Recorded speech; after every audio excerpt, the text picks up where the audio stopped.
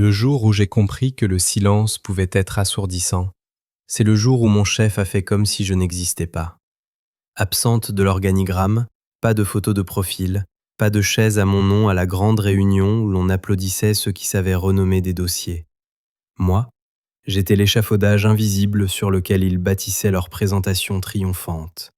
Le code, la logique, les garde-fous qui faisaient de nos chiffres plus qu'une jolie police de caractère, c'était moi. Je m'appelle Julie. J'étais enfouie à 2 strates de profondeur sous un contrat de prestation si technique qu'il aurait pu endormir un expert comptable. On ne m'avait pas engagé pour briller, mais pour garantir notre intégrité. Notre société, appelons-la data conforme, n'avait qu'une seule promesse pour les banques. Nous lions vos critères de prêt à des performances réelles et auditables. Pas de surprise. Ça a l'air prestigieux, jusqu'à ce qu'on réalise qu'une seule directive imprudente peut transformer cette promesse en un véritable brasier juridique. C'est pour ça que j'avais intégré des fils pièges, des mécanismes discrets, rébarbatifs mais légaux, au cœur de notre plateforme de conformité. Pas une bombe, non, une conscience. Si quelqu'un retirait une autorisation de manière incorrecte, le système n'explosait pas, il documentait, et il alertait l'agent de liaison de la banque, du genre à dormir avec un œil ouvert. Je faisais tout ça depuis la table bancale de ma cuisine, avec un mug ébréché et une plante verte fatiguée, comme un remords tenace. Discrètement, sans faire de vagues. Pendant que d'autres couraient après les titres, je courais après la clarté. Être un fantôme me convenait. Les fantômes voient tout. Puis est arrivé Nicolas, mon nouveau responsable, un homme qui portait l'ambition comme un parfum un peu trop fort. Il n'était pas méchant au sens cinématographique du terme. Il était pire, impatient avec la vérité. Pour lui, la valeur se mesurait en tableau de bord et en volume sonore. Si on pouvait le dire plus fort, c'est que ça devait être vrai. Il qualifiait mon travail de charge opérationnelle de back-office, ce qui en langage d'entreprise signifie « je ne lis pas, je survole ». Il l'adorait purger. « Nouvelle ère, nouvelle énergie », annonça-t-il lors d'une réunion à laquelle je n'étais pas convié. Il a commencé par se débarrasser des prestataires, parce que retenir les compétences est plus difficile que de supprimer des comptes. L'ironie, je ne figurais même pas dans ces registres. Marc, notre DAF, m'avait gardé sous le centre de coup de la conformité, propre et défendable. Marc avait la voix lente et prudente de quelqu'un qui a déjà affronté un régulateur. Il m'avait dit un jour « Ton code, c'est la ceinture de sécurité dont personne ne se vante, jusqu'à l'accident. » On se comprenait. Et puis Marc est parti en arrêt maladie, sans prévenir, juste plus là. Un vide là où il y avait un garde-fou. Nicolas s'est épanoui. S'ajoutant à toutes les conversations, il posait des questions pour se faire voir et exigeait des bilans d'impact à des gens qui livraient des correctifs pendant qu'il dormait. Il a commencé à fouiner dans les centres de coûts, les yeux brillants dès qu'il voyait l'étiquette « prestataire ». Quelqu'un a dû lui dire que j'étais cette consultante insaisissable. Il n'a jamais prononcé mon nom. Il m'appelait le module. Le message est arrivé en fin de semaine. Pas de bonjour, pas de signature, juste « Vos accès vont être réévalués, préparez une justification ». Le mot « réévaluer » avait un sourire qui voulait dire « adieu ». J'avais survécu à 6 réorganisations. Je connaissais l'odeur d'une décision déguisée en question. Je n'ai pas argumenté, j'ai documenté. Chaque demande d'intégration, chaque journal de modification, chaque note de politique avec mes initiales glissées en bas comme un filigrane. Rien de spectaculaire, juste la trace écrite que les gens oublient jusqu'à ce qu'elle soit la seule chose qui respire encore. Puis est venue la réunion. « C'est terminé pour vous », a dit Nicolas, adossé à son fauteuil comme si la chaise lui devait de l'argent. « Supprimez tous vos codes et fichiers de votre ordinateur, c'est la propriété de l'entreprise. » Il a fait glisser une note de service imprimée sur la table, signée, datée, brillante de suffisance. Il avait le sourire de l'homme qui pense que informatique et vérité sont des synonymes. Je l'ai lu une fois, sans hausser le ton, sans lui réciter la clause sur le transfert des identifiants. Juste une phrase de ma part. « Pourriez-vous me mettre cette directive par écrit, avec votre signature ?» Il a tapoté la note du doigt. « C'est déjà fait ?» Je l'ai pliée, les glisser dans mon sac et j'ai hoché la tête. Il s'attendait à des supplications, peut-être des larmes. Je lui ai offert le silence. Le silence, ça force certains hommes à s'entendre pour la première fois. De retour à ma table de cuisine, ma plante avait l'air encore plus épuisée que moi. J'ai ouvert mon terminal, j'ai suivi les instructions de Nicolas à la lettre. J'ai supprimé mon dépôt local, j'ai retiré mes outils, j'ai vidé les caches. Pas de copie secrète, pas de fichiers IP cachés, pas de sauvegarde accidentelle. Parce que contrairement aux légendes de bureau, l'intégrité n'est pas une humeur, c'est une méthode. Mais voilà ce que Nicolas ne comprenait pas. Mon ordinateur n'était pas le système était le système.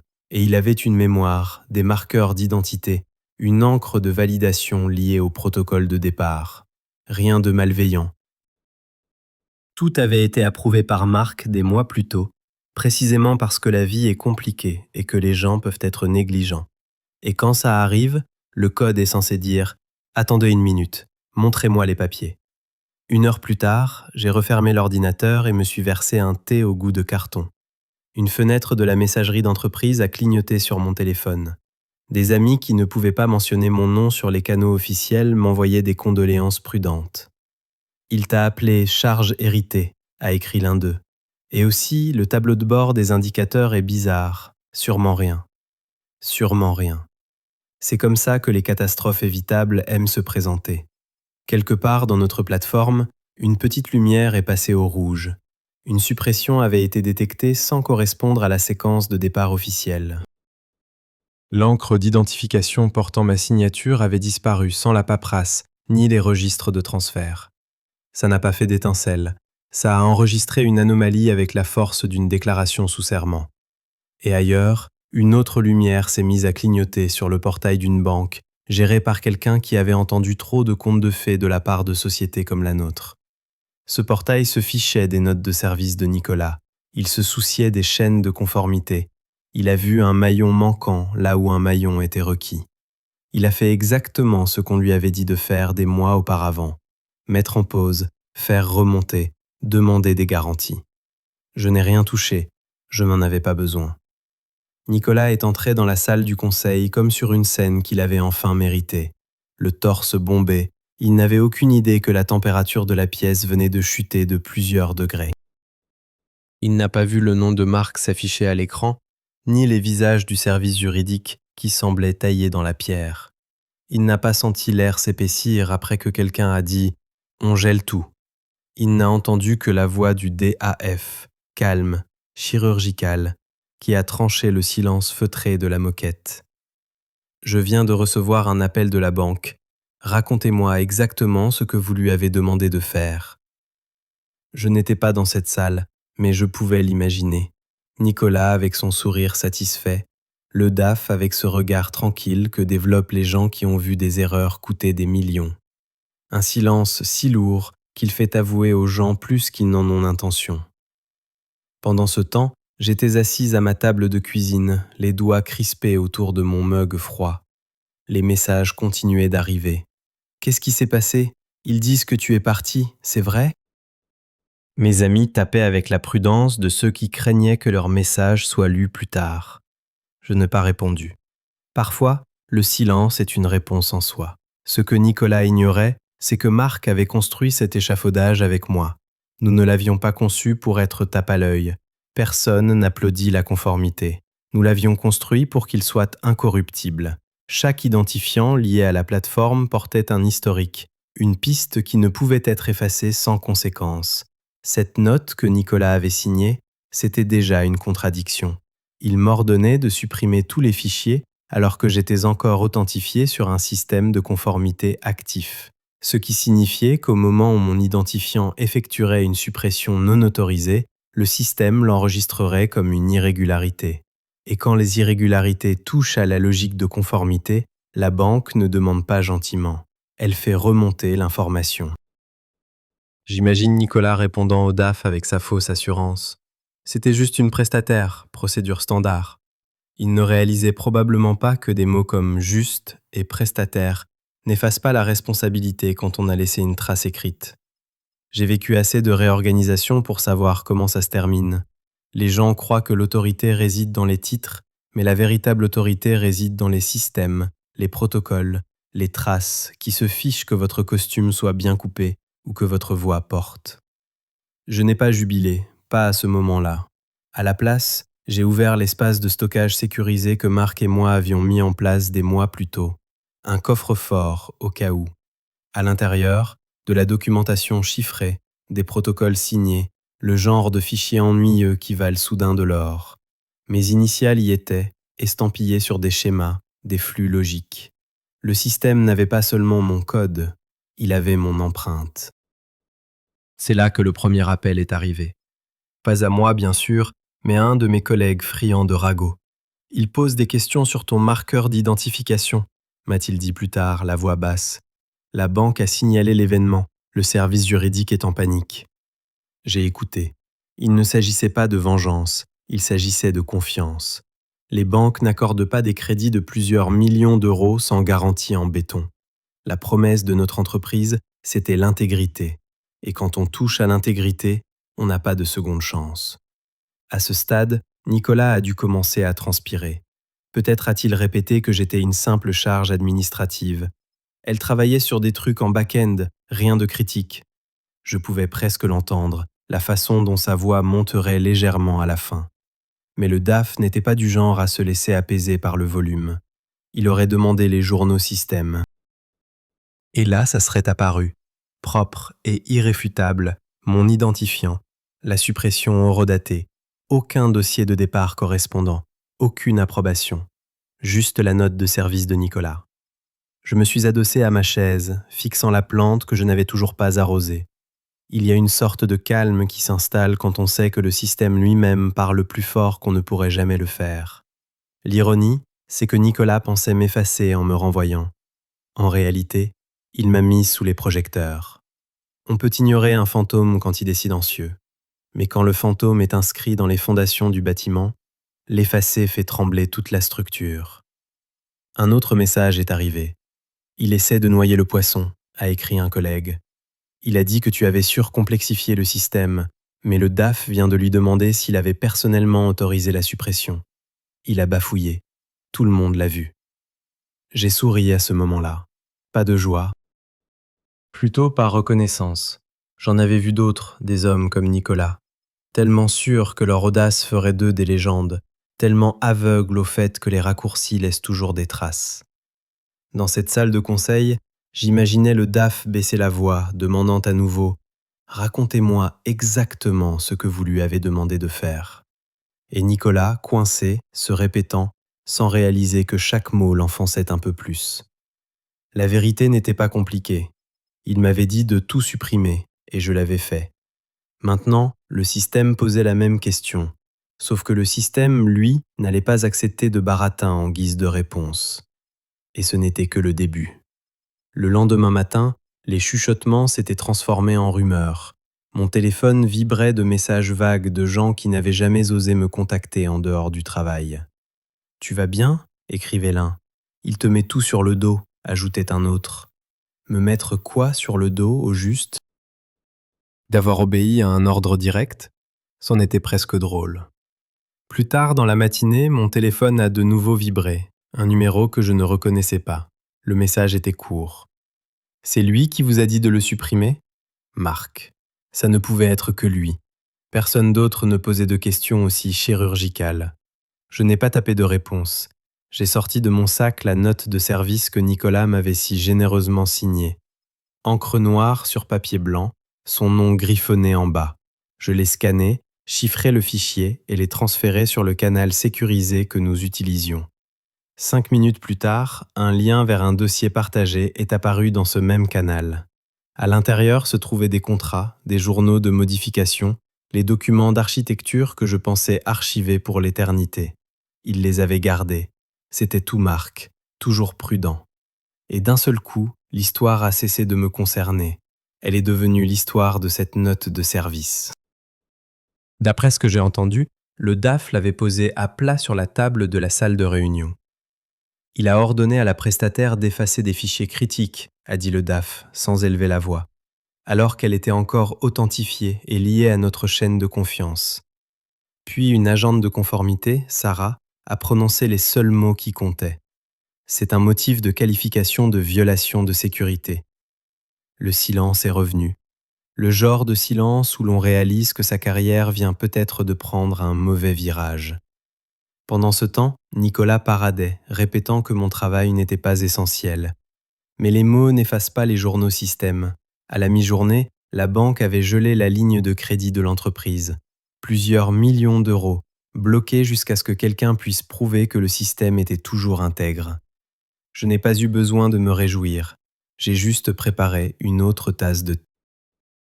Au moment où il avait pris son stylo, Nicolas avait créé la preuve de sa propre directive.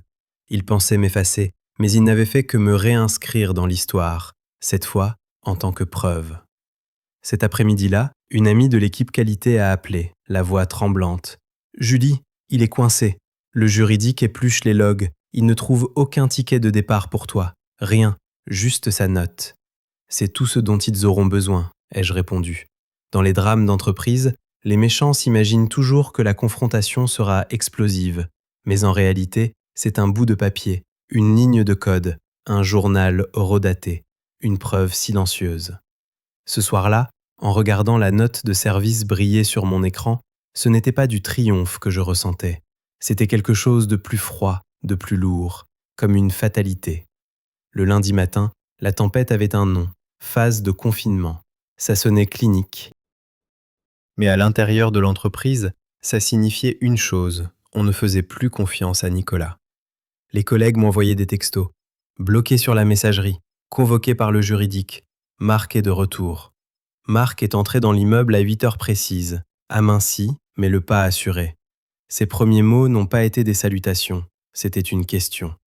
Pourquoi l'identifiant de Julie montre-t-il un événement de résiliation irrégulier ?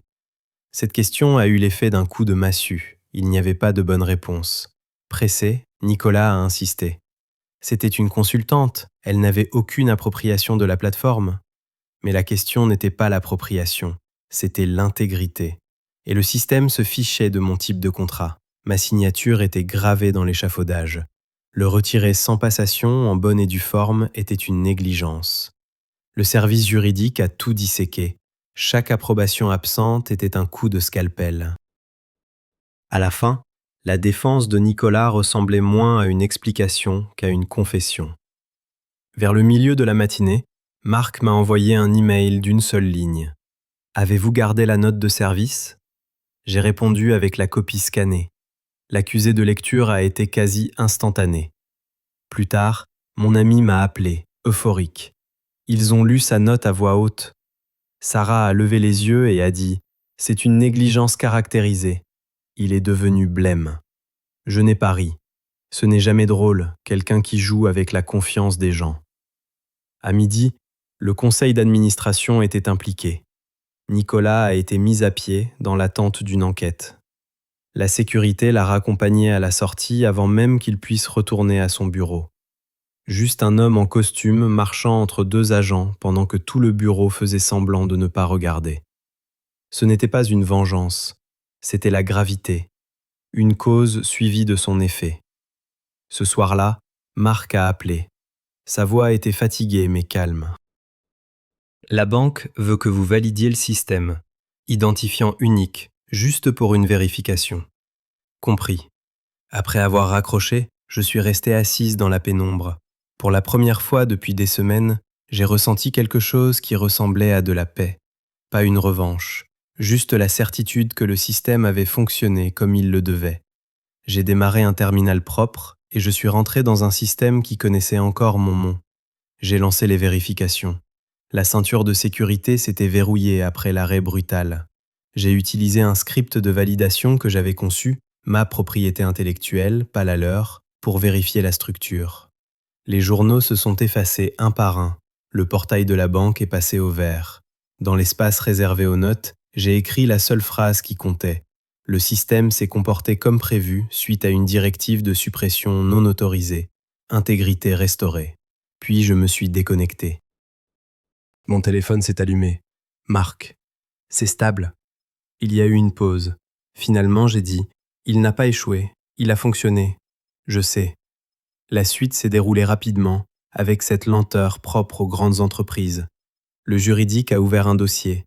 Les mots négligence et violation de politique sont apparus dans des emails qui, autrefois, louaient la rapidité et l'audace. On m'a demandé si je voulais revenir en CDI, un bureau, un titre. J'y ai pensé pendant 30 secondes. Puis je me suis souvenu de l'expression sur leur visage quand ils avaient compris que le système avait une conscience. Ils ne voulaient pas de moi. Ils voulaient la sécurité que mon travail leur procurait. Ce n'est pas la même chose.